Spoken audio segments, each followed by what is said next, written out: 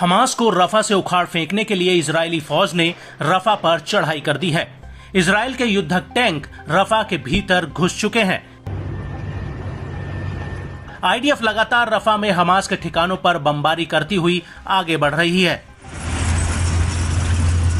लेकिन रफा में इजरायली सेना का रास्ता इतना आसान नहीं है कि जितना उसे नजर आता है, क्योंकि रफा में हमास की अलग अलग सैन्य शाखाओं ने आईडीएफ पर हमले शुरू कर दिए हैं और इसी कड़ी में अल-कुद्स ब्रिगेड ने आईडीएफ पर एक बड़ा अटैक किया है। यह हमला अल-शोका के पास हुआ है, जो पूर्वी रफा में है। अल-कुद्स ने यहां पर आईडीएफ के ऊपर 107 mm रॉकेट्स और कई 120 mm वाले मोर्टार गोले दागे हैं।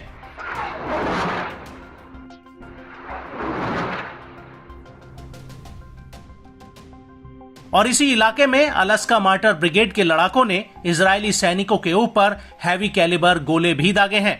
वहीं अल-कासिम ब्रिगेड ने तो इजरायली सैनिकों के जमावड़े पर 114 mm रजूम रॉकेट फायर किए हैं। यह हमला भी पूर्वी रफा में हुआ है। इसके अलावा अल-कासिम ब्रिगेड ने कई रॉकेट लॉन्चर से इजरायली सैनिकों पर करेम अबू सलेम मिलिट्री साइट में हमला किया है।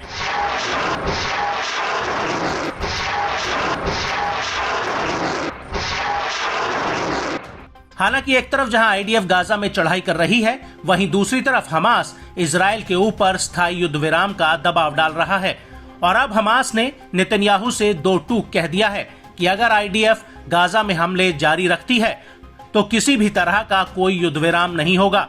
इसको लेकर हमास के अधिकारी ओसामा हमदान ने एक प्रेस कॉन्फ्रेंस भी की, जिसमें उन्होंने कहा कि अगर आईडीएफ रफा में हमले जारी रखती है तो हमास के लिए इसका जवाब देना जरूरी हो जाएगा।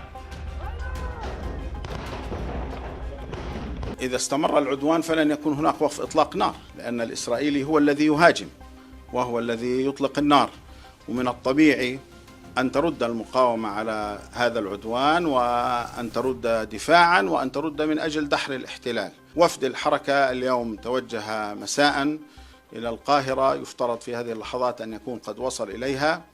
الهدف هو تأكيد على استمرار عملية التفاوض أو استمرار العملية السياسية من أجل إلزام الإسرائيلي بالموافقة على هذا الاتفاق ووضع الترتيبات العملية لذلك.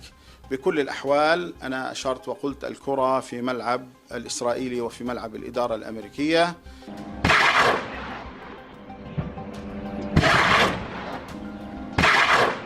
आईडीएफ पर हमले जारी रखते हुए अल-कासिम के अलावा डीएफएलपी ने भी इजरायली सेना पर रफा बॉर्डर क्रॉसिंग के पास कई रॉकेट्स फायर कर दिए। और इसी दौरान अल-कासिम ब्रिगेड ने अल-शोका में आईडीएफ के मेरकावा टैंक पर टेंडेम रॉकेट प्रोपेल ग्रेनेड दागा है। बड़ी बात यह है कि इस हमले में इजरायल का मेरकावा टैंक पूरी तरह से नष्ट हो गया और इस टैंक का चालक दल जब हमले से बचने के लिए बिल्डिंग की तरफ भागने लगा तो अल-कासिम ने उन पर भी हमला बोल दिया।